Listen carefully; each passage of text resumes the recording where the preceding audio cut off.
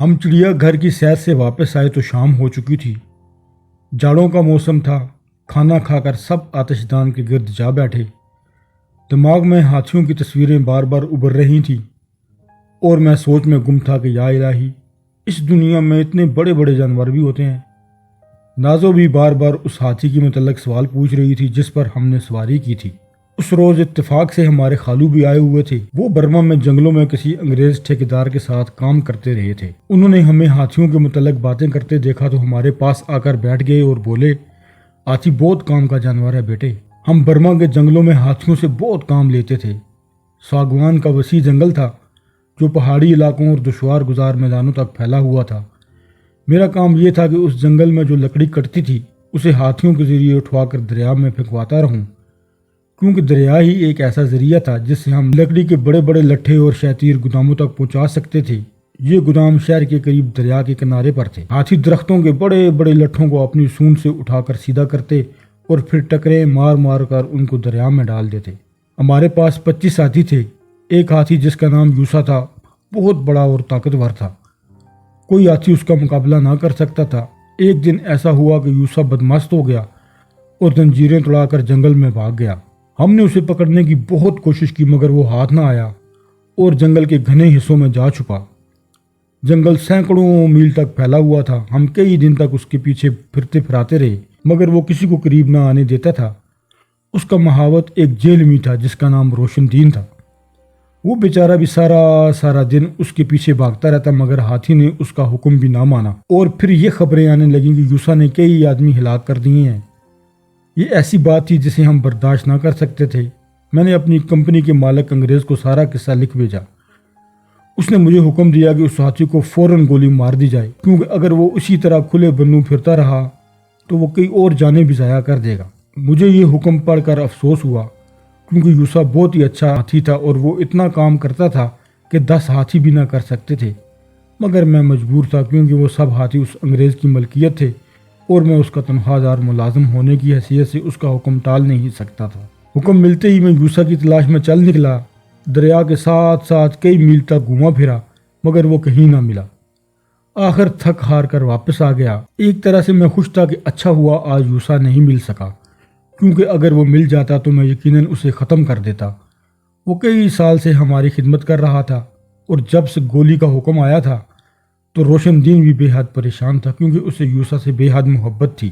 یہ کہہ کر خالو نے پاؤں کرسی پر رکھ لیے اور آرام سے بیٹھ کر ہمیں قصہ سنانے لگے اور بولے، ہمارے خیمے جنگل کے کنارے لگے ہوئے تھے۔ ایک رات اچانک میری آنکھ کھل گئی اور میں ہڑبڑا کر اٹھ بیٹھا۔ میرا ہاتھ تکیے کے نیچے چلا گیا جہاں میں نے اپنا پستول رکھا ہوا تھا۔ 4 سو خوفناک گھنا جنگل تھا۔ راتیں اتنی تاریک ہوتی تھی کہ ہاتھ کو ہاتھ سجائی نہ دیتا تھا۔ مچھر اتنے تھے کہ 1 منٹ کے لیے مچھردانی سے باہر منہ نہ نکالا جا سکتا تھا۔ پستول میرے ہاتھ میں تھا اور اس کی لبلبی پر میری گرفت مضبوط ہو چکی تھی۔ خیمے کے باہر طوفان مچا ہوا تھا۔ اس جنگل میں رہتے ہوئے مجھے 10 سال ہو گئے تھے اور میں آواز سن کر ہی بتا دیتا تھا کہ خطرہ کس قسم کا ہے۔ میرے خیمے کے ارد گرد محاتوں اور مزدوروں کے خیمے تھے مگر وہ بے خبر سو رہے تھے۔ دور جنگل کے شمال مشرقی حصے میں بادلوں کی گھن گرج سنائی دے رہی تھی۔ آسمان پر بار بار بجلی چمکتی تھی۔ خیمے کے دروازے میں مجھے وہ نظارہ بڑا ہی ہولناک دکھائی دیا۔ طوفان زوروں پر تھا۔ میں جانتا تھا کہ کل دریا میں زبردست سیلاب آئے گا اور پانی کناروں سے نکل کر دور دور تک پھیل جائے گا، مگر جس شور نے مجھے جگا دیا تھا وہ اس طوفان کا شور نہ تھا۔ میں نے آہستہ سے مچھردانی کا پردہ اٹھایا اور سنبھل کر اپنے بستر سے اٹھا۔ اس وقت مجھے وہ شور بہت قریب سنائی دینے لگا۔ یوں لگتا تھا جیسے کوئی لوہے کی بہت باہری سی زنجیر زمین پر گھسیٹ رہا ہے۔ اچانک 70-80 گز کے فاصلے پر ہاتھی کے دھاڑنے کی آواز سنائی دی اور اس کے ساتھ ہی میرے دماغ میں یوسا کی تصویر ابھری جو کئی دن پہلے زنجیریں توڑوا کر بھاگ نکلا تھا اور اب تک وہ ہاتھ نہ آیا تھا۔ اس عرصے میں اس نے 3 آدمی ہلاک کر ڈالے تھے۔ مجھے برابر اس تباہی کی خبریں مل رہی تھی جو یوسا نے جنگل میں برپا کر رکھی تھی، اور اب وہ بدمست ہاتھی مجھ سے چند فاصلے پر چنگاڑ رہا تھا۔ ہاتھی کی آواز سن کر اب محاوت بھی جاگ اٹھے تھے اور خاص قسم کی آوازیں نکال کر ایک دوسرے کو خبردار کر رہے تھے۔ میرا خیمہ ہاتھی کی زد میں تھا اور میں جانتا تھا کہ یوسا سے جو اس جنگل کا سب سے بڑا اور طاقتور ہاتھی ہے میرا کوئی مقابلہ نہیں۔ رات کی اس بھیانک تاریکی میں یوسا کے لمبے لمبے دانت مجھے صاف دکھائی دے رہے تھے۔ وہ آہستہ آہستہ میرے قریب آتا جا رہا تھا اور اس کے پاؤں تلے زمین دہل رہی تھی۔ خیمے کے اندر جانا موت کے منہ میں جانا تھا، کیونکہ وہ بدماش ساتھی پلک جھپکنے میں خیمے کا کچومر نکال سکتا تھا۔ میں دوڑ کر ایک پیپل کے درخت کے پیچھے جا چھپا۔ خوف سے آنکھیں مچی جا رہی تھیں اور مجھے یقین ہو چکا تھا کہ اس کا اگلا قدم میرے سینے پر ہوگا۔ ہاتھی کو شاید میری موجودگی کی خبر نہیں ہوئی۔ اس کے پاؤں سے بندھی ہوئی لوہے کی زنجیر کی آواز آہستہ آہستہ دور ہوتی گئی اور وہ چیختا چنگاڑتا ساگوان کے گھنے جنگل میں غائب ہو گیا۔ مہاوت خوف سے تھر تھر کانپتے ہوئے میرے گرد جمع ہو گئے اور انہوں نے فوراً آگ کا الو سلگایا۔ میں نے بڑے بڑے خطروں کا بہادری سے مقابلہ کیا ہے، مگر یوسا کے سامنے اس دن میری ساری بہادری دھری کی دھری رہ گئی اور 15-20 منٹ تک میرا جسم لرزتا رہا۔ خدا خدا کر کے صبح ہوئی۔ اس بدماش ہاتھی کے خوف سے رات بھر نیند نہ آئی۔ جب مہاوت اپنے ہاتھی لے کر میرے پاس پہنچے تو میں نے روشن دین کو بلایا۔ اس کی آنکھوں میں بھی خوف کی جھلک تھی۔ روشن دین 8 سال کا تھا جب یوسا پیدا ہوا اور وہ جب ہی سے روشن دین کی نگرانی میں تھا۔ اسے یوسا سے بہت محبت تھی، اتنی محبت کہ جیسی ایک باپ اپنے بچے سے کرتا ہے۔ اب روشن دین جانتا تھا کہ میں کیا کہنے والا ہوں۔ اس کی آنکھوں میں آنسو تیر رہے تھے۔ روشن دین، میں نے نرمی سے کہا، مجھے افسوس ہے کہ تمہارا یوسا بدمست ہو چکا ہے۔ اس نے 3 آدمی قتل کر دیے ہیں اور یہ ہماری خوش قسمتی تھی کہ رات ہم اس کے حملے سے بچ گئے۔ میں پچھلے 10 سال سے ان جنگلوں میں کام کر رہا ہوں، آج تک کسی ہاتھی نے اتنا نقصان نہیں کیا جتنا تمہارے یوسا نے ان 2 ہفتوں میں کیا ہے۔ آپ ٹھیک فرماتے ہیں خان صاحب، مگر میرا خیال ہے کہ یوسا کی مستی ختم ہو چکی ہے۔ اسے ایک بار معاف کر دیجئے۔ مجھے یقین ہے کہ وہ اب دوبارہ ایسی حرکت نہیں کرے گا۔ میں اسے ٹھیک کر لوں گا۔ روشن دین کے لہجے میں بلا کا درد تھا اور وہ یوں بول رہا تھا جیسے کوئی اپنے بچے کی نیک چلنے کی ضمانت دے رہا ہو۔ کاش وہ ٹھیک ہو سکتا، میں نے کہا۔ اس کا پاگل پن تو اس حد تک پہنچ چکا ہے کہ وہ تمہیں بھی نہیں پہچانتا۔ 3 آدمی اس نے ہلاک کر دیے ہیں اور میں نہیں چاہتا کہ 2-4 اور اس کا شکار ہو جائیں۔ میں مجبور ہوں۔ اگر تم اسے مرنے سے پہلے ایک بار دیکھنا چاہتے ہو تو چلو۔ روشن دین پھوٹ پھوٹ کر رونے لگا۔ اس کی عمر 46 سال کی تھی۔ 30 سال سے وہ اس ہاتھی کی خدمت کر رہا تھا اور اس مدت میں وہ اور یوسا ایک دن بھی ایک دوسرے سے جدا نہ ہوئے تھے۔ اچھا چلیں، میں خود آپ کو یوسا کے پاس لے چلوں گا، روشن دین نے کہا۔ اس کی آواز کانپ رہی تھی۔ میں نے اپنی رائفل سنبھالی، کارتوس لیے اور ان کا اچھی طرح معائنہ کیا۔ ذرا سی غلطی یا رائفل کی ذرا سی خرابی مجھے موت کے منہ میں پہنچا سکتی تھی، کیونکہ ہاتھی جب بھڑک اٹھتا ہے تو کوئی چیز اس کا راستہ نہیں روک سکتی۔ وہ ہر قیمت پر اپنے دشمن تک پہنچنے کی کوشش کرتا ہے۔ میں اور روشن دین خاموشی سے جنگل کی طرف روانہ ہو گئے۔ اچانک دریا کی طرف سے مزدوروں کا شور سنائی دیا۔ روشن دین کی بجھی ہوئی آنکھوں میں ایک دم روشنی لوٹ آئی۔ خان صاحب، دریا میں سیلاب آ گیا ہے۔ رات پہاڑ پر بڑے زور کی بارش ہوئی تھی۔ میں ایک لمحے کے لیے ٹھٹکا۔ دریا کے بہاؤ پر پہاڑ کی تلہٹی میں ساگوان کی لکڑی کے انبار لگے ہوئے تھے۔ جب پانی چڑھتا تو ان لکڑیوں کو میدانوں کی طرف بہا دیا جاتا۔ میرا سب سے بڑا کام یہی تھا کہ میں اس لکڑی کو دریا میں رکنے نہ دوں۔ جنگل میں بہتے ہوئے دریا کو ایک تنگ راستے سے گزرنا پڑتا تھا۔ اس جگہ اگر ایک شہ تیر پھنس جاتا تو اس کی وجہ سے ساری لکڑی وہیں رک جاتی اور پھر اس انبار کو پانی کے بہاؤ میں ڈالنا بے حد کٹھن ہو جاتا۔ یوسا کو ہلاک کرنے کا ارادہ میں نے اس دن ترک کر دیا۔ رائفل روشن دین کی حوالے کی کہ وہ اسے میرے خیمے میں چھوڑ آئے اور خود دریا کی طرف بڑھا۔ میں نے اسی وقت ہاتھی پر سوار ہو کر مزدوروں کو کام پر لگا دیا۔ مہاوت ہاتھیوں کی مدد سے جگہ جگہ لگے ہوئے لکڑی کے انباروں کو دریا میں دھکیل رہے تھے۔ پانی کی سطح ہر لمحہ اونچی ہوتی جا رہی تھی۔ مزدور بے بس تھے۔ وہ اونچی اونچی لہروں سے بچنے کے لیے کناروں کی طرف بھاگتے تھے، لیکن اس وقت دریا کی تنگ گزرگاہ کے بیچوں بیچ دور بہت بڑے شہ تیر پھنس گئے اور دیکھتے ہی دیکھتے وہاں لکڑی کا ایک بہت بڑا انبار اکٹھا ہو گیا۔ سیلاب کی وجہ سے دریا کے کنارے اگے ہوئے چھوٹے چھوٹے درخت بھی بہہ کر آ رہے تھے۔ وہ ان لکڑیوں میں پھنس کر کچھ اس طرح جم گئے کہ راستہ بالکل ہی بند ہو گیا تھا۔ یوں لگتا تھا جیسے وہاں کوئی بند بنا دیا گیا ہے۔ میرے لیے یہ بہت بڑی پریشانی کی بات تھی۔ سارا سال مزدور جنگل میں لکڑیاں کاٹتے تھے، صرف اس امید پر کہ برسات کے موسم میں ہم تیز پانی کے ریلے میں اس لکڑی کو دریا میں بہا دیں گے۔ دریا کے سوا اور کوئی ذریعہ نہ تھا جس سے ہم ان دشوار گزار راستوں سے لکڑی کو اٹھا کر شہر میں لا سکتے۔ 4 ہاتھیوں کی لگاتار کوشش کے باوجود وہ رکاوٹ دور نہ ہو رہی تھی۔